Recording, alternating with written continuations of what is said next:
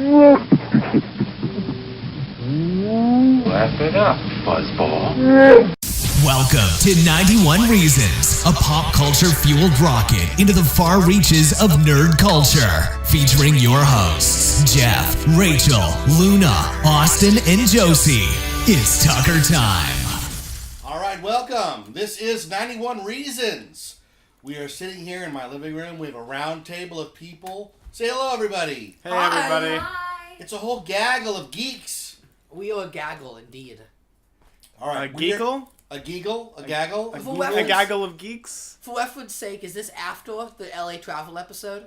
Yes. Okay, So got posted today. It did. Okay, so that last episode, that was a bit serious. We're going to go a bit fun this time. Yes. We are joined by, I am Jeff. Who's here? I'm Austin. I'm Josie. Rachel. Luna. Hi, I'm over here somewhere. And we have a special guest, sound man to the stars, Zach. You do me a kindness, but yeah. Hey guys, I'm Zach. Now, Zach is a freelance sound guy. So if they wanted to hire your services, Zach, how would they contact you? Well, besides using like a bat signal in the sky with like a microphone. I like that. You use some websites like Upwork, or you use Fiverr. I use that as well. But mostly I do anything. If people have any questions, they can send me a Facebook message or go to my Twitter at Suda41. And I work with like reasonable prices. That's my spiel. Spell it out. Your Twitter. Oh yeah, it's SUDA41. SUDA41 at Suda41 for any sound issues. What else do you do? Everything and anything. You need a roof tiled. For some reason, why the roof needs to be tiled, I'll do it. You're also the host of like 1,000 podcasts, right? I do one podcast. My main podcast right now is called Radio Camp Half-Blood. It's a Percy Jackson read-along podcast I do with my friend B. We record and we have our episodes out on Mondays. All right, and you're consistent. Yes, we've just reached our first year, like our first official year. Wow, that's good. Congratulations. Everybody says, "Oh, I'm going to do a podcast," right? But what they don't do is a consistent podcast. Now, you listen to a lot of podcasts like I do. Oh, yeah, and all I do is listen to podcasts. How many do you drop because they're just not consistent? About half of them, because a lot of them are like you start listening to them. But I've done a good thing now where when I'm looking at a new podcast, I look at when the last new episode was released. Yeah. It's like, at that point, it's like, is it worth the time? Wait, Austin, what'd you drop? Your food? No, Zach knocked his snack cake. Okay. We're having snack cakes. Now, I'm consistent in that my new episode comes out every Tuesday or Wednesday. And sometimes it's a repeat, only because I'm exhausted or like we came home from vacation and I was trashed. And then I ripped my shoulder muscle. So this will be the first sit-down professional episode in 2 or 3 weeks, which will be very nice. So we owe Zach thank you for doing that. So here's what we're going to do, folks. I'm going to read from the Disneyland, Disney Parks press release about Galaxy's Edge. And we're going to talk about Galaxy's Edge, which is, of course, the new Star Wars land at Disneyland and Disney World. The largest Disneyland expansion since Indiana Jones, right? Yes. The largest Disneyland expansion ever. It's bigger than Indiana Jones. Oh, wow. Well, yeah, and they actually named it really well, Galaxy's Edge, because you're never going to actually get to the land until once you reach the edge of the galaxy. You have to make an appointment, a reservation to even get in. And when they open it this May, the only one of the 2 rides is even open. Yes, Age of Resistance is closed, but I guess the Millennium Falcon Smuggler's Run. I want to keep saying Han Solo Solo Adventure, but that's not right. You have to get through some area called Bear Country to get there. I don't even know where that is. Is that in Disneyland? It doesn't go through Critter Country, right? No. It only goes through Thunder Mountain? I know there's 3 entrances, but I don't know what that means exactly. So the 3 entrances is where Big Thunder Ranch used to be. That's one of them. And then one of them is through like the regular pathway, like to get around the park. You'll eventually walk into it, but most of it's going to be in Frontierland. It's pretty much like Toy Story, like the space toys coming in Frontierland's upstart space toys. They took out one of my favorite areas in the park for this land. The smoking section behind Big Thunder? No. The festival. The Festival of Fools? The Festival of Fools, yeah. You're funny. They've been doing that since... They closed that down before you were even born. Oh, I don't even know what I'm talking about. The fry wagon. The French fry wagon? There was that back carnival barn area. That's Big Thunder Ranch. Yeah. It feels... That's that what? The one with the pumpkin carvings? Yeah, Big Thunder Ranch. It felt about... During Halloween, that was our favorite time. It felt about 5% less corporate than the rest of the park. It was a lot of fun, yes. I miss the petting zoo. Yeah, the petting... And Mickey Moo. Remember Mickey Moo? Now it's Tomorrowland 2. The first one was so bad, we gave up and made another. Yeah. But it's a long time ago. It's not tomorrow. It's a few yesterdays. Oh, I think okay, so let's read from this. Here we go. Adventures abound in Star Wars Galaxy's Edge, coming this summer. Encompassing 14 acres, the immersive land builds off decades of collaboration between Walt Disney Imagineering and Lucasfilm.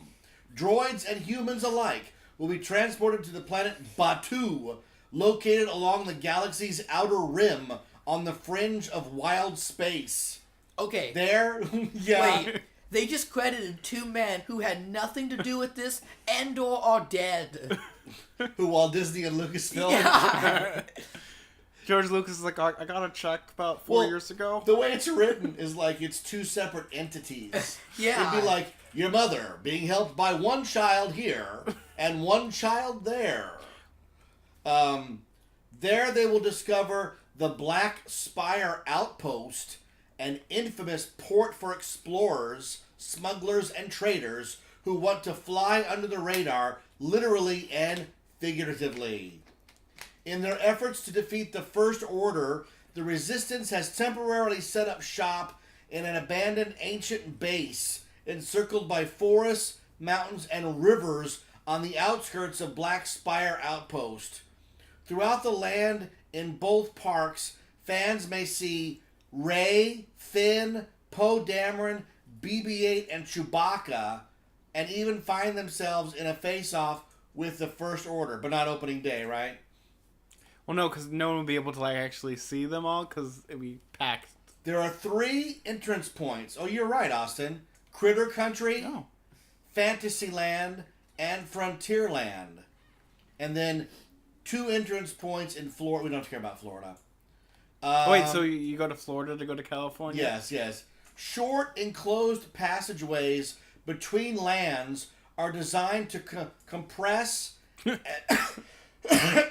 then expand the view of visitors like a movie fading out and then back in. Oh, God. To ensure that the first sight of Galaxy's Edge is a carefully framed cinematic view. You know what that means, right? This is what I'm thinking of in my head. The scene in Willy Wonka where they go through the hallway with the door. It's the exact same thing. They just used 35 words to say tunnel. Yeah, it's basically a big tunnel. It's just a tunnel. Yeah. We need the backstage area somewhere. It's just a Short, big tunnel. enclosed passageways, tunnel, between lands are designed to compress, okay, that means small tunnel, and then expand the view, big tunnel. That's the Disney way of saying we're going to all cram you in a tiny tunnel no one can get through. So in my head, I'm thinking like the Imagineer, like, so what they're going to do is they're going to go into a small tunnel and then we're going to do like the circle wipe that they do in Star Wars. Star wipe? Yeah, Star wipe. What's interesting is, Austin, you know about this, right? What was that land supposed to be? Oz. It was supposed to be Oz. Yeah. And how did you didn't just walk into Oz. You flew there. You had to take a balloon, right? Yeah. And the first part of the land was sepia toned. And then when you took the balloon to Oz, everything was full color. That was Tony Baxter's dream, was Ozland. So, I mean, this is just a tunnel. I'm not reading that wrong, right? It kind of reminds me of the 2000... Has anyone ever read this? The 2001 press release of DCA. Oh, where they say you're going to walk into a postcard. Yeah, well, that's what the entrance was supposed to be with the letters. It was supposed to be a postcard. Mosaic. Yeah. With a sun in the background. Nobody got that. Everybody had to be told, postcard. Well, most people were taking pictures in front of the C or the A. Mm-hmm. That's about it. All right. John Williams has created original music themes, especially for Galaxy's Edge. Composers and songwriters from all over the world have contributed original songs for Oga's Cantina. Oh, no. Okay.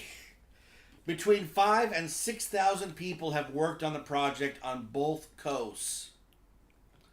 Long before construction began, Star Wars fans would almost tell the main Imagineer, "Oh my gosh, I want to fly on the Falcon." Well, thanks to Trowbridge, the Imagineers, and Lucasfilm, that shared dream is about to become a reality. 2 thrilling attractions await those bold enough to oppose the First Order.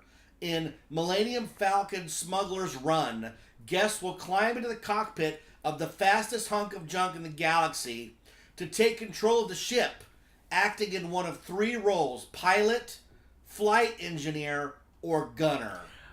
Whoa, I have such a That problem. means nothing. You're not going to affect the ride in any way. No, because I'm seeing most kids are going to just hit all the buttons. It's like Mission Space. You just have a button to push, right? Yeah, they're going to push the button now and just very slowly after you do the timer. You probably would have more fun Do a quick time event. playing Star Trek Bridge Simulator. Well, here's the thing.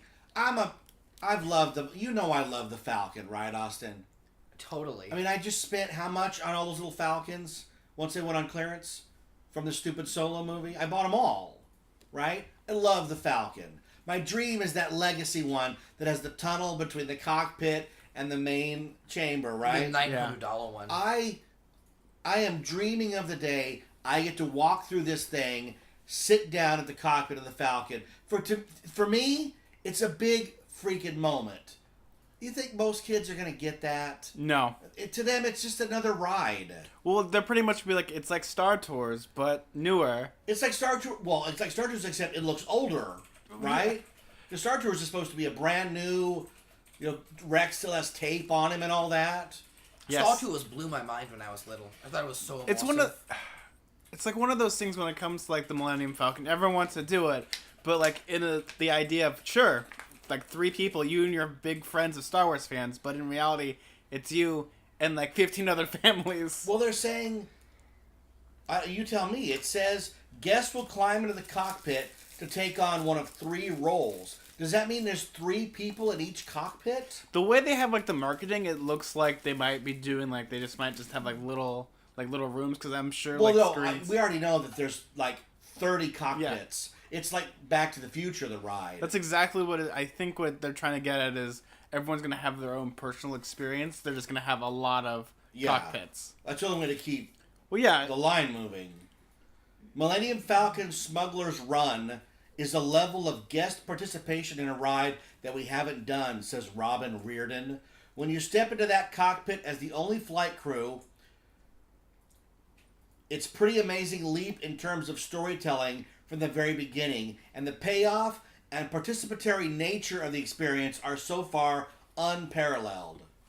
Wow, they just make it sound like the greatest thing ever. Well, they make it sound like you're going to affect the ride movie, and I just don't believe that. There's only going to be like 3 or 4 outcomes. Like, it's an impossibility to make something so like even like with randomization in anything, there's always has to be like a set number. Hey, fool me once, shame on me. Fool me twice. No. How's it go? Fool me once, once, shame on you. Fool me twice, I'm down George Bush, right? No, but it's remember when Michael Eisner said that the Indiana Jones ride was going to have different rooms every time? Yeah, they said that, especially with like Star Tours when they did the reamps, like you're going to go to all these worlds, they're all going to be randomized. I kept getting pretty much Hoth and now pretty everybody much gets Gungas. Everybody gets the Last Jedi sequence now to sell the movie, which I think is gross. Oh, yeah. But they promised that... See, they told Eisner that the vehicle would do something different every time. He thought it was you're going to go to a different room. Yeah, he didn't understand what they were saying. But when he talked... Because I remember the interview distinctly where he said, no, it goes through... I was like, oh my God, different rooms? That's amazing. And then it doesn't do that. There aren't even different... Mara chambers, it's all just one. I remember, like, before they did the whole thing with the digital effects, like, they would actually make, oh, you're gonna go into a new room. No, you're not. Yeah, no. For a while, it was just broke. Yeah. All right. The second attraction... Well, first off, we should say, what is the Smuggler's Run? Is it just gonna be the Kessel Run? Is that all it's going to be? Is the castle? So what run? you're telling me is it's going to be you're going to make a left turn, you're going to go see a creepy space monster, Yeah. and you're going to shoot out and then lie about how fast your ship goes. We all think it's the greatest thing. Go ahead. How can it not just be a generic simulator ride where you fight some TIE It is a fighters? generic simulator ride. It's exactly what it is. But hey, so was Star Trek: The Experience, which I consider the greatest ride of all time because of the immersiveness of it. I disagree. I think it's a hybrid. I thought we were doing an episode about Disneyland. Didn't get roped into the Star Wars stuff. You tricked me. Let me finish my thing. I'll let you talk. You're aware this is in Disneyland, right? Yeah, but I thought we meant like all kinds of fun stuff at Disneyland, not just the Star Wars stuff. Oh. Well, it's the first That's major all right. expansion to Disneyland. But Star Trek: The Experience was a hybrid. It was as much of a walkthrough as it was a simulator. And this one should be too. It was. Well, I think if you think there's going to be any practical sets and props in this, you're insane. The No, I pictures think show you walking by the hollow chess set and the corridors of the Falcon, man. If they So don't- Austin, you got to keep in mind they're trying to compete with like Hogwarts and stuff. Like you have to make the queue as immersive as possible, or Right. people are going to get But bored. the queue has to be its own attraction. No, they're too scared. You walk- They No, cheap no, out. no, that's not true, because if you look at Avatar World, like the queue for the really boring Fly the Banshee ride is amazing. But Austin walked Mission Breakout. That was a beautiful queue, right? No, I didn't walk that. I thought you walked it with us. No, Oh my god. I was in the What gift is shop. that? That Tower What- Terror. Tower Terror with the Guardians in it. Remember we walked the whole thing? That's where we went to see the ladies sing. Yes. Yes. It was a long time ago. The second attraction is Rise of the Resistance. One of the most advanced and immersive experience ever I mean, they just said that about the Falcon, right? Well, this is the more immersive one. this is the apparently. more immersive. The one that's so immersive that it isn't ready on opening day. It's immersive extreme. As new Resistance recruits, guests will join a climactic battle against the First Order, including a run-in with Kylo Ren, and you'll be taken aboard a full-size starship and aboard a nearby Star Destroyer. You should just play this audio while showing footage of the badly done Toy Story Mania screens where you can hardly shoot at the screen. Yeah, right. Unprecedented levels Or that, of emotion. what was that Cedar Point space ride? Oh, Do you remember? It was one of Defunctland's first videos. I don't remember. I know what you're telling. I know it's on the tip of my tongue. I know what ride you're talking They about. took a roller coaster, a toboggan roller coaster. Blackout or Black Hole? Black hole, right? And they put a building around it, and they put robots in it and everything. Yeah, no, amazing. it was Black Hole. You would love it, but it's not there anymore. They tore it down. Well, they don't even talk about the ride, but I've seen the schematics for the ride. The deal, and Austin and I have talked about it, right? You go in the queue and you get in a personal spaceship with like 3 or 4 people, and it's a physically moving spaceship that takes you up to the Star Destroyer. Oh, cool. Then in the Star Destroyer, you get out of that vehicle into another vehicle, and that takes you through the corridors of the Star Destroyer. Oh, I've seen that promotional stuff. My question about it is, it almost sounds like a dark ride, but not. It's a hybrid. Okay. It's a hybrid. So it's like the Falcon. It's a hybrid, but not really. Right. It's a physical ride.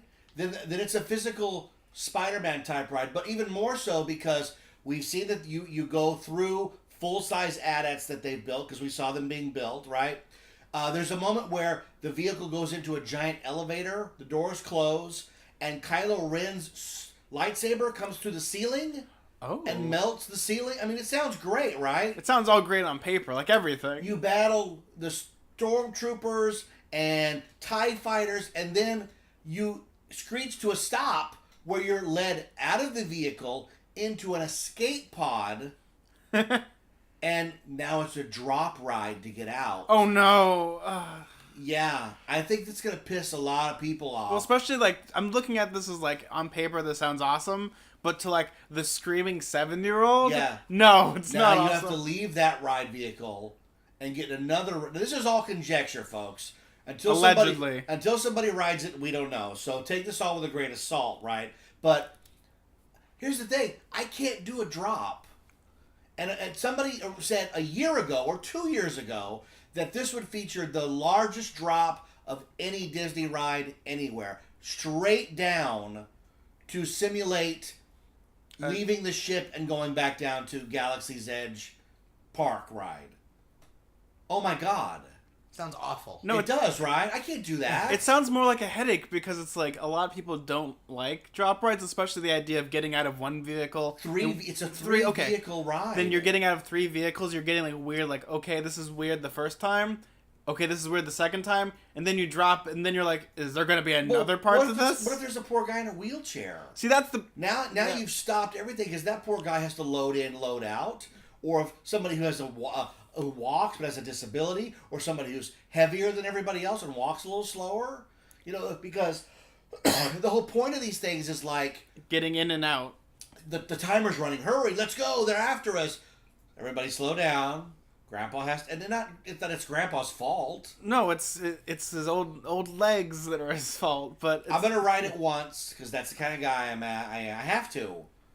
I rode Splash Mountain for your sister, so I think I was there for that one too. Yeah, Rachel almost died.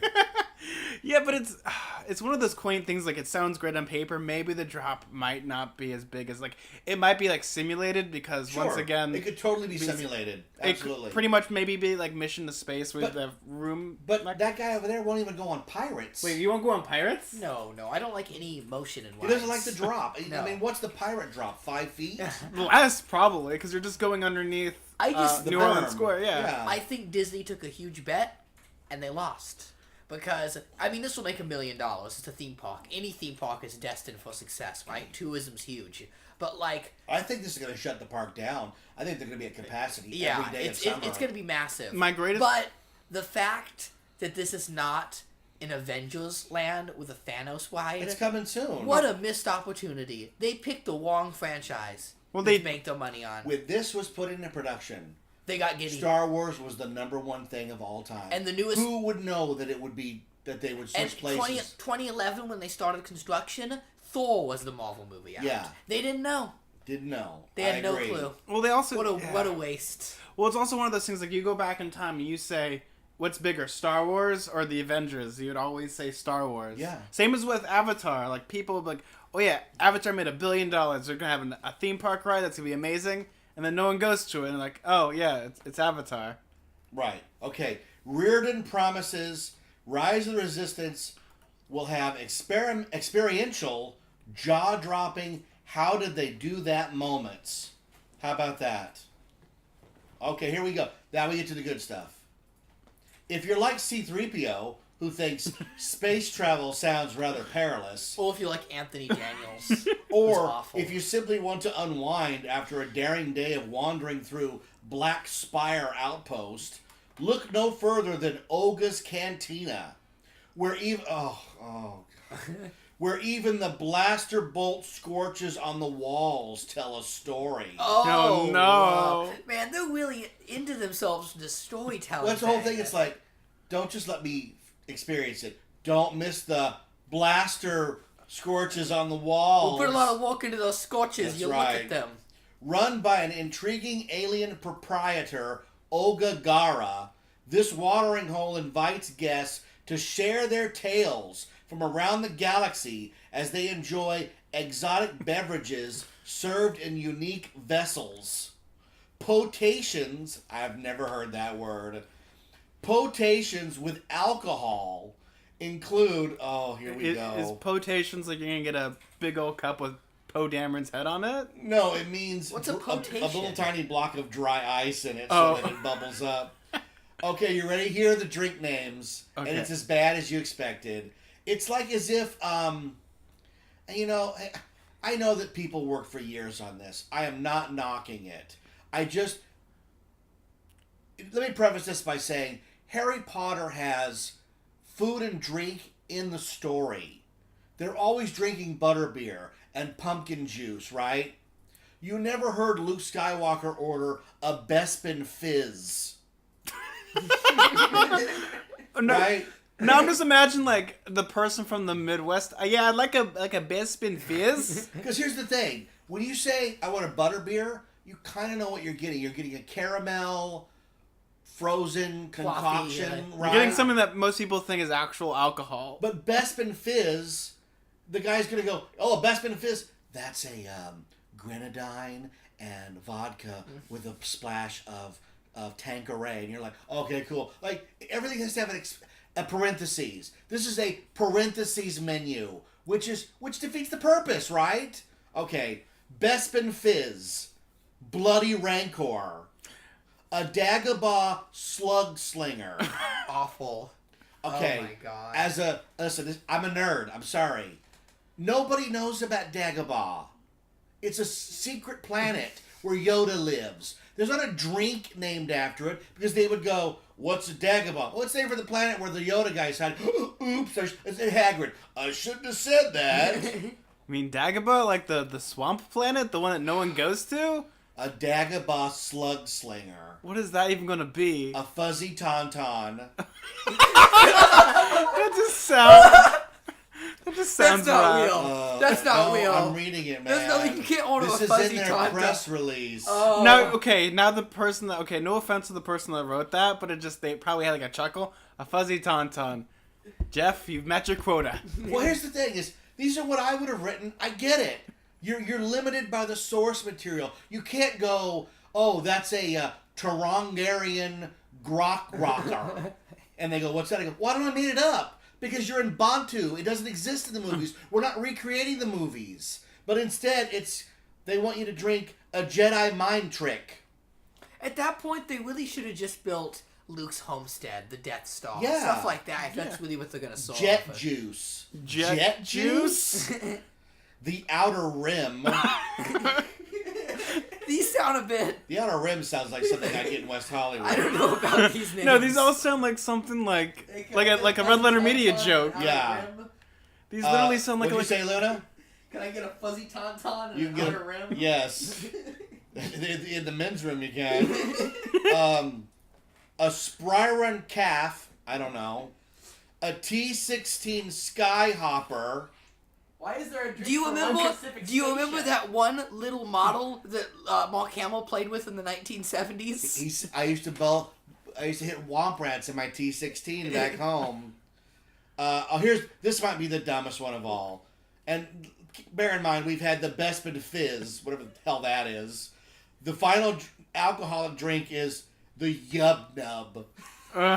What? Because the Ewoks, that's kind of what they say. Yub Nub. Wouldn't that Yub, drink be yub, like? yub. Wait a second. Tony, If they really solved that in the Star Wars universe, that's a bit. It's a bit Ewok racist, okay? Yeah, the Yub Nub. Ewoks would not like that. Wow. Okay. Non-alcoholic drinks include Black Spire Brew. Hey, I like that one. Yeah, that sounds good. It's named for the land. I like that. I guess maybe because it's like Wait, alcohol. is the next one called Qui-Gon Jinn? Oh! No, that would be alcoholic. And I like that one. That's better than anything they got here. And I'm sure they went, no. They probably asked everyone, okay, come up with your favorite Okay. alcohol names, and they're like, oh, this is all stupid. We'll do a fuzzy tauntaun. Okay, listen. If you could come up with one drink that actually relates to the movie, what would it be? Blue milk. R2D2. Blue Bantha, which Oh. is Blue Bantha milk. And I'm telling you, what did I say a year and a half ago? If it's not served from the teat of that monster, I'm not interested. And it looks depressed when I you want don't a- drink from the nip. Yeah, I want to, Can I have a waggedy homeless man do it for me? Yeah. It's actually Mark Hamill. That's actually what he does for his part-time job now. Is Yeah. He just hands you it. If the icy machine is not covered in one of those creatures and they pull the little nipple, I'm not interested. That would be the greatest thing ever. Okay. Like the sloppy handles at 7-Eleven, you pull. Right, yes. And then every once in a while the guy goes, sorry, it says not to use that side. Because you know, whatever flavor you want at 7-Eleven, it's always not frozen. Oh, this is so dumb. This is like, is it still recording? Yep. FAO Schwartz would serve this. A carbon freeze. Oh, bless your heart. That's so clever. I think it's kind of cute. Cliff Dweller. I don't get it. Okay. I don't know.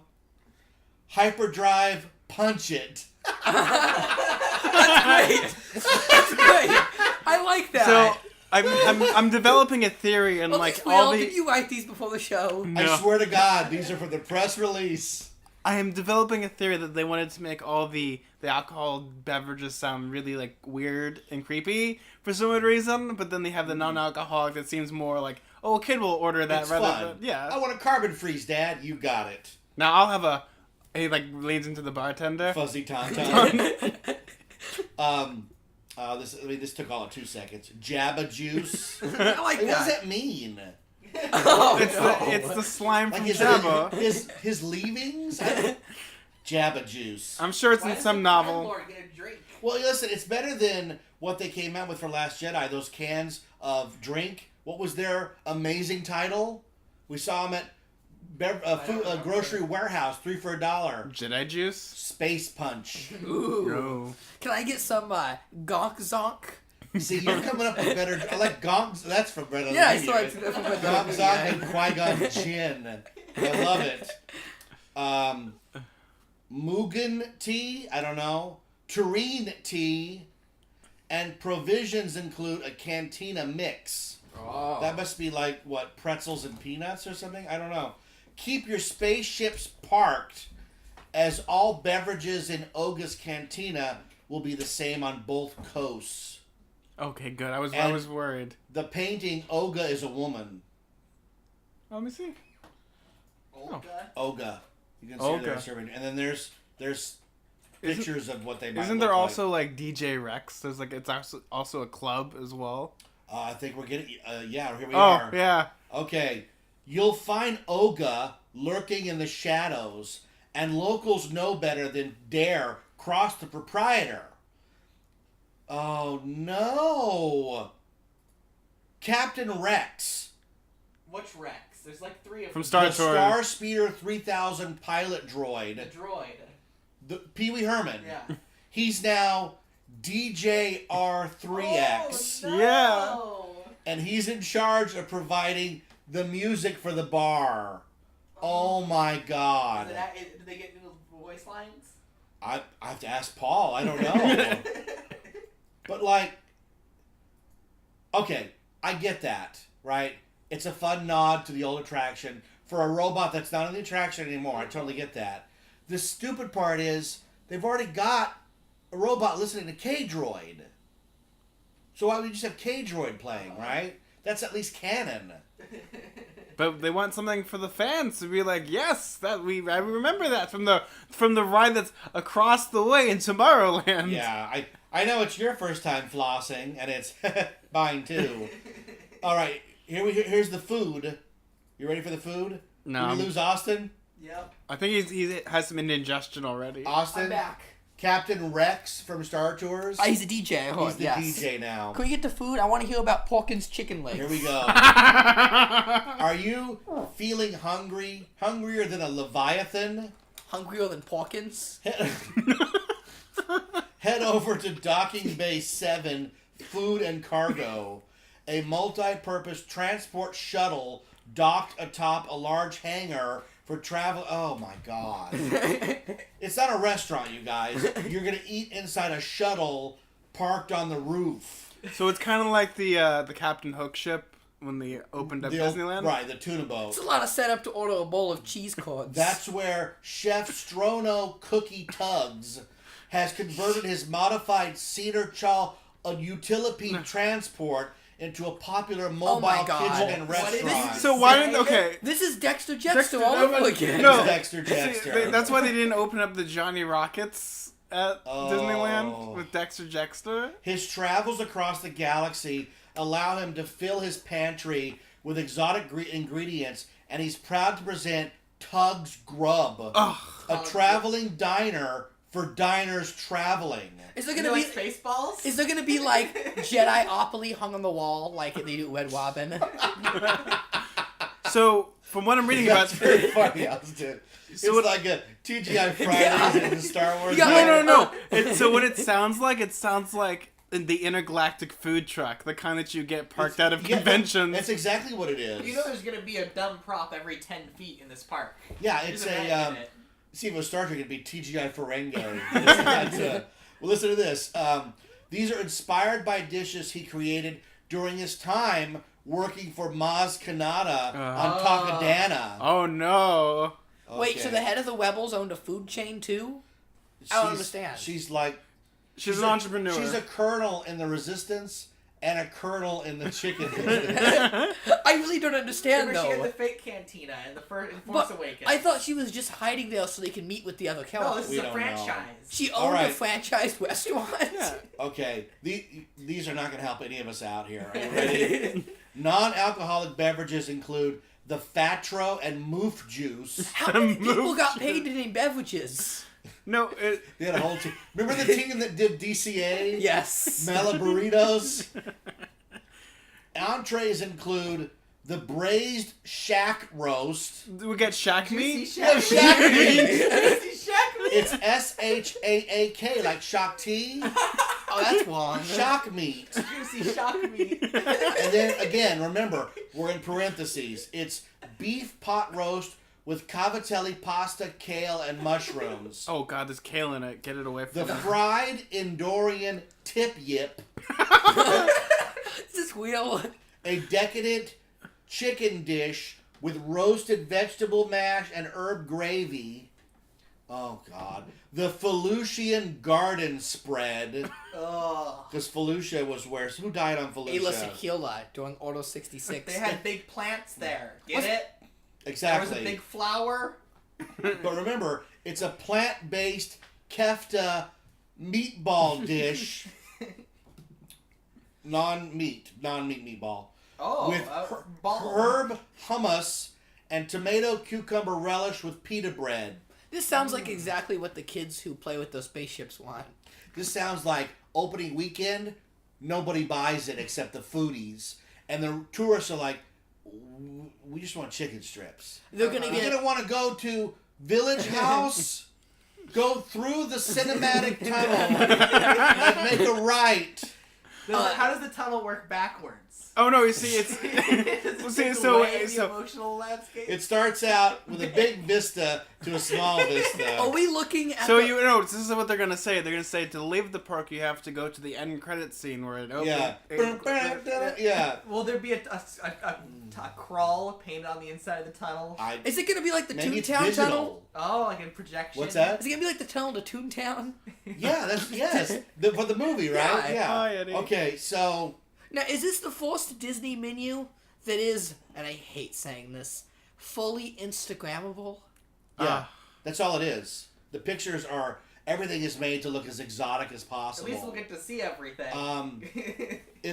Ithorian? What was it? What's Ithorian? Or I have no reference clue. to? That's the Hammerhead. I think that's Hammerhead. Let me double check. It is Hammerhead. I'm dumb for knowing that. The The Ithorian. nerd. The Ithorian garden loaf is I'd be another embarrassed if vegetarian you knew. dish. It is. Thorian means Hammerhead. How embarrassing. A plant-based meatloaf dish. Meatloaf is in quotes because it's not meat. The one that just call it meat. veggie loaf. Served with roasted vegetable mash, seasonal vegetables, and mushroom sauce. Oh, here we go. Smoked kadu ribs. What's Kadu? Kadu is That's the thing the Jawa's on, I think. When they're going into the that's a cantina. Ronto. That's a Ronto. Kadu is the big Is it like the lizard thing? it carried the shield generators on Naboo or something, see. right? Oh, you're right. Yeah. No, Wow. Kadu's the thing that Captain what's his name? Panaka? No. How do The you spell it? Typho? Kadu, the Captain Tarpals on Kadu. There it is. It's the two-legged Oh, the ostrich yeah, looking yeah. thing. Yes, it's this thing. It was the Gungan battle. Yeah. How could I forget about Captain Tall the So, Gungan smoked military? Kadu ribs are country sticky pork ribs Ugh. with blueberry corn muffin and cabbage slaw, Oh, cabbage slaw. oven roasted burra fish Oh my god. featuring Dijon Oh no, crusted. the burrow fish is from the. It's one of those fishes in the Gungan City. It's got to be episode All 1, this right? Phantom Menace junk. It's, Why? It's they won't even tell you what it is. It's just- Dijon crusted sustainable fish. Oh, that makes me so happy. That's It's like right. soylent Sustainable fish. fish. Yeah. Is it hard to truck food into the back of Anaheim? Yeah. They gotta come up with all this stuff that'll last It 10,000 has years. mixed greens, roasted vegetables, quinoa, and pumpkin seeds. Oh, that Ugh. sounds Oh. disgusting. all with a creamy green curry ranch dressing. Sounds so... Oh my god. Can I just have a burger?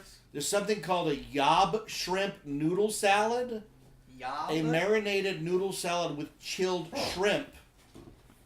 Desserts include raspberry cream puff. Well, that's not Star Wars. With passion fruit mousse and chocolate cake with white chocolate mousse and coffee custards. What's coffee? Docking Bay 7 Food and Cargo has two, count them, two children's menu options. Your kids better eat one of these or you're out of luck. Fried chicken with mac and cheese. Okay. Okay. Jar Jar says tastes like chicken in episode Yeah. 1. There's chicken in Star Wars. Jar This Jar is the said second so. option for kids. Remember, this is kids under 12. Okay. Chilled shrimp. No. I No. never met a kid Wow. that would eat chilled shrimp. No. You're telling me That this... means the orange kind that's almost raw? No way. They're not going to... Okay, They're- they can they're- barely eat broccoli. They're not going to eat cold Eat your shrimp shrimp. on a hot day. So you God. can get on the Kylo Ren. Now, ride. I I'm I don't- Kylo Ren. Go I ahead. don't mean to stereotype in any I wanna way, go on Kylo Ren but ride. Just give me going shrimp. by the menu and the type of food that is served and the land in general, I think this is aimed at tourists with wallets. Well, yeah, it's Very- aimed at weirdos who eat vegetarian, sustainable I think, dishes. I think it's aimed at very upper class people. Like, But you're at a theme park. I don't think this is for locals or anyone that is like regularly going to Star Wars land. No, No, it's I don't want any meal that the guy has to whisper to me what it really is. I just don't. It See, that's sounds what makes- expensive. See, that's what makes the Harry Potter, like the Wizarding World, so It's much all better. in book. It's all English food, and it's That like, too. do you want an herb chicken? Sounds we have good. it. Yeah. Do you want a Kanto bite? Oh, well, there's another thing you could have. This is so frustrating. Okay, that's the sit-down restaurant. Okay. That's the $35 a plate restaurant. By the way, we've been going for over an hour, so we need to pick up the pace Okay. here. This is what? Where are we at? We're good. Ronto Roasters. This is the Bengal barbecue of the land. Okay. This is where your food is cooked over a pod racing engine. How exciting. All right. Large pod racing engine will be firing up a barbecue pit for mouth-watering sandwiches. Were you not joking? No. Was that straight face? The batteries are That's joke? real. That's real. Why is it Yippee. all Phantom Menace? When customers line up to order, they will encounter a former smelter droid carefully turning the spit of meats and complaining about his job. Is What? this- wait, No, wait, no, wait, that hold has on, to be hold on. fake. Are you saying this is the Mustafa lava panning droid? Austin, remember how much you wanted that action figure? The smelter droid. Yeah. Yeah. It really is. Yeah. Wait, no, that's not the biggest part about this. Is the robot complains about his job Yes, working at a theme park. He's upset. Like most Disney employees, I think he's a very real depiction. Items include the Milu Run juice. I don't know. Turkey jerky and Ronto wrap. There it is, Ronto. Filled with spiced grilled sausage and pork. And a variety of exotic non-alcoholic drinks like the sour sarlacc. We're back to drink names. I almost spit my What'd water you out. say? How much does press releases drink names? That's all they got, man. And the Tatooine sunset. Oh, so is it gonna be a 2 ice cubes in the drink? Yes. What do you get two of? Or Get no, two of 2 something. light up ice cubes. Or Yeah. 2 light up ice cubes. All right, are you ready? Elsewhere, see Austin, you think you're joking. Oh, no. Elsewhere in the bustling market, belly up to the milk stand, Ugh. Uh-oh. where you'll find blue milk, Oh. first seen in Star Wars, and green milk, Oh. introduced in The Last Jedi. Oh no! Oh Yeah. no. They're selling it. Oh my god. I guess I have to start growing my beard out then. Yes.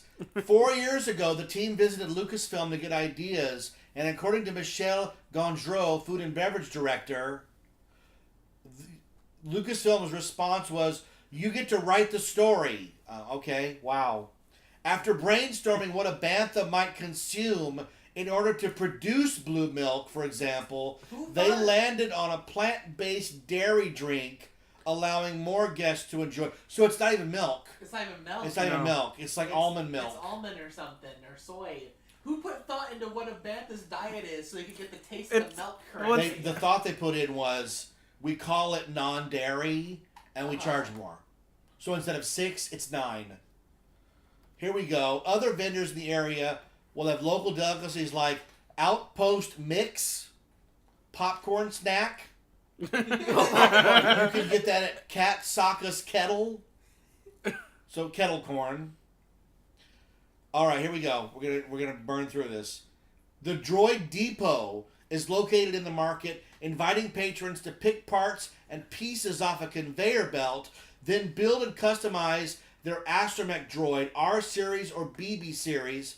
The droids are capable of interacting with elements in the land. Wow. So it's the wand. It's the wand. Okay, yeah. Additional programming chips and accessories can be added to further customize. The Droid Depot will also put guests pre-built droids, including a C-3PO, who has quite a bit to say, especially if you accidentally take off his head and put it on backwards. It's a fun Anthony Daniels to torture. You just have to get a paycheck. And you could buy a Rex, who will happily play whatever music you have on your smartphone through his Bluetooth connection. Okay, that's actually kind of cool. Those sound really neat. For me, I'd be happy with that. This is the only reason I'm going. I told you. A giant, like 18-inch Rex, I'm all about it. Oh my God. That you can play your podcast I want off Paul of? Rubens to sign it. I want to play Pee-wee's Big Adventure through it. Breakfast machine. Yes. The shop also offers droid-inspired products and intergalactic tourists needn't fret. All merchandise will be labeled in dollars. Oh, not in star dollars? What No, a shame. the credit, galactic credit. Yeah. Galactic credits are no good here. Meanwhile, at Savvy's workshop, guests are given the opportunity to draw upon the Force as they build their own elegant lightsaber. At the heart of every saber is a kyber crystal, and during a guided tour, each guest will have 4 options: peace, justice, power control, elemental nature, and defense. Will you embrace the light side like Luke, or the dark side of the Could Force? it be Oh, so any it's the more wand obvious that ceremony It's the and wand Wizarding ceremony? World. Like, wow. He chooses dark side, and they just take him to prison right there. We talked about it. The lightsaber hilt is $49. Ugh. If you want the blade and all the accoutrements, it's $160. What? Oh my God. Inside Doc Ondar's Den of Antiquities, you'll find mysterious and rare items including Jedi and Sith artifacts, holocrons, lightsabers, and more. As they explore the shop's nooks and crannies, they will find Doc at his desk, checking his inventory, taking calls, and barking orders. Will that be a robot? Yeah. Sounds like And an animatronic. as you can see, the stuff they sell, none of it is labeled Star Wars. It's all in-character merchandise. For the record, there is a golden bust of the character Ceci Tin available. The key word we're looking for is high-end. Yes. Okay, so high-end Star Wars nerds are gonna buy It's it, almost and like not a no one shop else that's is. inside of Interventions right now. Yes. Guests who venture to the creature stall will find some fascinating and unusual beasts from across the galaxy. Porgs, tauntauns. Nearby you'll find, the Toydarian Toy Maker. Gotta remind people of Watto. My name is. Does this mean they're gonna sell a plushie of the Crystal Fox from The Last Jedi? Yes. I do want that. Are you sure you don't want that mountain of porgs? No, listen. Nearby, you'll find the Toydarian Toy Maker stall, offering crafts crafted by the namesake alien, first seen buzzing around Anakin in The Phantom Menace. Why is with all So this Phantom basically, Menace stuff? it's fake knockoff-looking plush. Yeah, okay, I remember this. They touted about this years ago. Basically, they're bootlegs. It's like what they would make. It's like the Star Wars swap meet. Yeah. Yeah. And those are bootleg Star Wars figures. They don't have the Crystal Fox, but they do have that thing that tried to kill Han Solo in Force Awakens. Oh, what an Wait, which iconic thing? character. That tentacle Oh. Cthulhu Because monster. Walmart doesn't have 60 of those. A tauntaun, a wampa, a porg, the belching thing outside Jabba's palace. That's a weird one.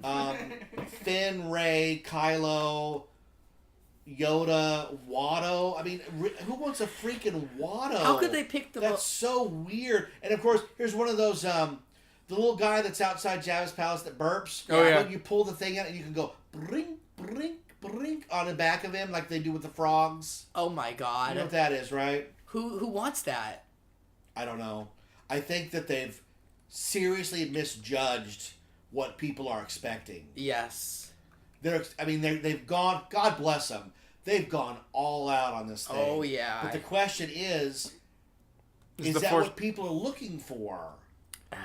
They want a carbon copy of the Harry Potter experience, but Star Wars. That's what it sounds like to me. That's what it is. It's odd though because Star Wars, you're always jumping all over the place with different worlds and characters. Where Harry Potter is like 9 books in one country, so you have so much to build on in that world. How many times do they go to Hogmeads and describe everything? Like, it's so much better tailored to that here's the problem. Experience.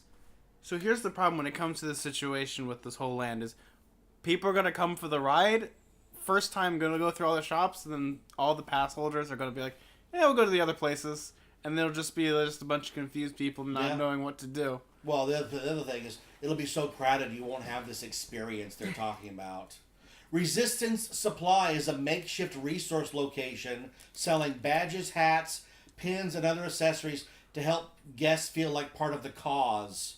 Or you can go to the First Order Cargo for a chance to buy caps, gears, and pins for the First Order. So, good guy shop, bad guy shop. This is the first time they've touched down. It's all just in character stuff. One thing you won't find: evergreen Star Wars products. Everything was created specifically for Galaxy's Edge. Wow. And you can make the most of your first or 100th visit to Batuu by downloading the Disney Parks mobile app. Galaxy's Edge is the first land designed to integrate with the one-of-a-kind app, which debuted last summer. The app will provide new opportunities for guests to engage with the land, like translating a galactic language, learning what's hidden inside crates, or accomplishing certain tasks by participating in missions. Okay, that's unique, at least. Guests can also use the app to interact with antenna arrays, door panels, drinking fountains, droids, media screens, and ships. So please be seated, keep your hands and arms inside the Millennium Falcon at all times, and prepare to venture light speed to Star Wars Galaxy's Edge. Wow, that was good reading. Good reading. Thank you. Very What do you impressive. think? Austin, what do you think? First thoughts. I think as somebody in the theme park industry, you should go first. Oh, I should go first? Yes. Well, I think I just said it. I think that they've shot for the moon. And I think that it's not exactly what people are expecting. In a high-end restaurant and a theme park, I want a big steak with some good side dishes. You can serve it on really cool Star Wars-inspired stuff, but this idea that every dish has to look like something from Galaxy Quest, I don't get it. I just don't get it. And I've had an opportunity to buy Star Wars merchandise since 1978. There's nothing that they're going to sell me there that looks like one item, Rex. I've wanted that since 1987. So that makes me very happy. Will I stand in line 4 hours for it? No, I won't. I will buy it off eBay at half the price, or not half the price, but I'll pay a premium to buy it off eBay. I have no problem with that. Would I love to ride this Falcon ride? Absolutely. Are you kidding? I'd ride it tomorrow. My childhood dream is to fly in the Falcon. We did the Falcon simulator at the Museum of Science and Industry. Do you remember that? Yes. And we flew through an actual film of the galaxy while sitting in the Falcon. That was pretty cool. This seems to be a little more high-tech, a lot more action and stuff. I'd love to do it. It sounds great. I'm not knocking this thing in any way. I would love to experience this. But does it sound like exactly what I was looking for? No, it doesn't. I expected bounty hunters walking around who would send me on a mission to go talk to somebody. The way they pitched it in the beginning. This just sounds like another tourist thing. It's obvious. Actually, I said it before in the show. It sounds like the Star Wars installation they had at FAO Schwartz. You bought a frozen drink in a Star Wars cup, the Cantina band played, and you were at a table that looked like the Cantina. That's all I've ever wanted. That's it. I think it's a bit too high end. I would have rather have had a cheap little Star Wars land with an X-wing roller coaster. I think they went too all out. I thought they were going to build Tatooine. You know, with the Tatooine-looking buildings, the real Cantina. They should have just built it all. Have Jabba's palace, the Cantina, the Death Here's the Star. thing. I know why they didn't do it. Because if they do Bantu, there's nothing on screen to compare it to. So how do you know they got it wrong or right? Now that if they were to build the Ewok village, remember they were going to build the Ewok village with a speeder bike ride? Yeah. Well, it has to look like the movie, or why bother? With this new land, they can do whatever. I totally get it. They can do whatever they want, and it's canon. It's right. There's a real freedom in creativity to that. There's no J.K. Rowling telling them how to do it. George Lucas's opinion doesn't matter. Yeah. I totally get all that. Would I love to go there the day before it opens just to walk around? Absolutely. Are you kidding? But no. I'm not going to get to see it for years. Zach, what do you think? For me, when I was first reading this, a lot of it's sounding like a lot of blue skies. That's the idea of, oh, this sounds really cool on paper, but then in reality, when you're dealing with a theme park, there's so many factors that you can't calculate on a piece of paper, like how people are going to like ram this thing to the point of where you don't want to go into a shop. The ride's going to be a 7-hour wait period. Yeah. Though, it's one of those things like you say on your show, you got to review it for what you got. You have to review what you got, not what you wanted. Yeah. Yeah. So it's like one of those things where I love Star Wars. Star Wars is one of those things that's always been in my life. I'm going to walk in first day, like, this is nice, and then walk right out and experience it much later on. Like, the same thing happened with the Wizarding World. Went there, this is nice, walked out, came back a couple months later, had a blast. It's one of those things where most of what they're trying to sell is food stuff, and for me, the press release seemed to be 90% food.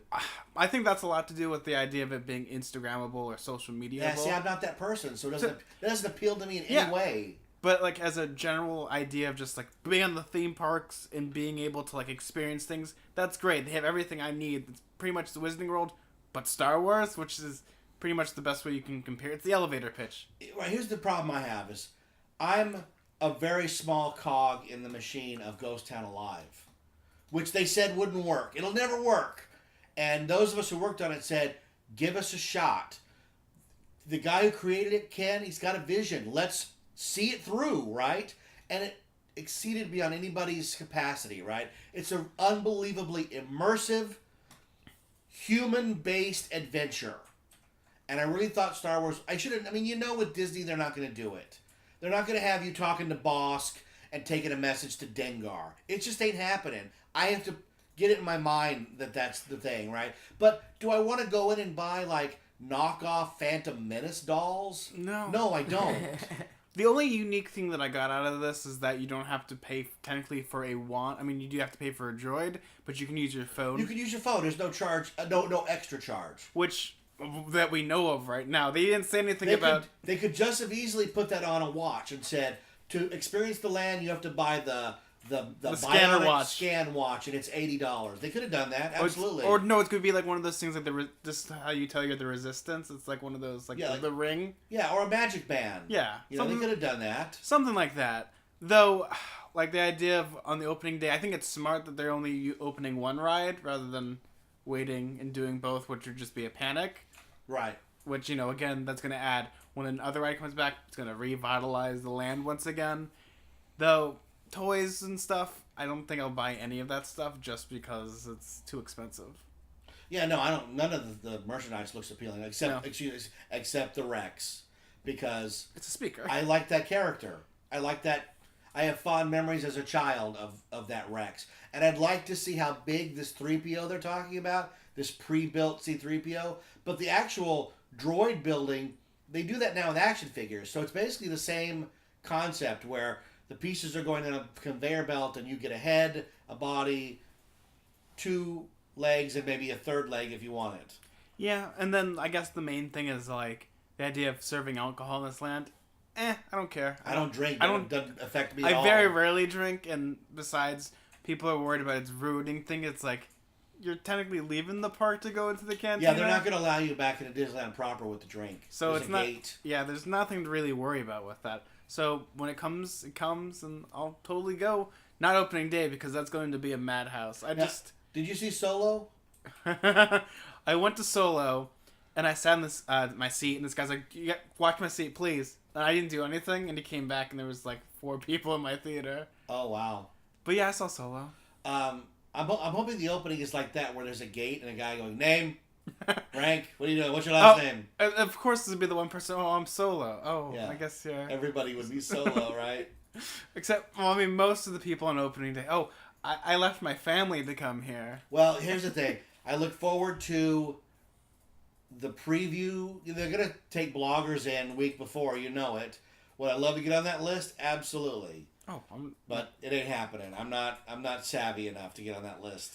I wish them luck. I hope it succeeds beyond their wildest dreams, because at my very core, I was born a Star Wars fan. It's been my life. I love Star Wars. If I had my druthers, to use a really old term, Austin, would I love to see Adventureland turn into an entirely themed Indiana Jones land? Oh, heck yeah. I would like that more. Oh, yeah. Oh, my God. Could you imagine how much fun that would be? That would be amazing. Yeah. So, but, again, review what you get, not what you wanted. And, Austin, one day you and I are going to have a beef stick cooked by a pod racing engine. Oh, how much fun that will be. And I'll just be in the background somewhere drinking my fuzzy tauntaun. While the robot complains. Yeah. All right, folks, thanks for tuning in. We can't wait for Star Wars Galaxy's Edge to open so that we can see what it really Instagram is. Photos. Instagram photos. Yeah. I guess you'll see us in selfies. Yeah. I'm surprised they didn't come up with a term for selfies in the Star Wars universe, like Stormy or something. A jetty. A jetty. What else? A front-facing droid camera. Oh, I like that. See? There you Ah. go. All right, thanks for tuning into this episode. I am Jeff Tucker. I am joined by Zach. Austin. Luna's here. Rachel's asleep. Zach, where can they find you? You can find me on my website, ghoulishfancies.com. You can follow my show at radiocamphaplet@gmail.com.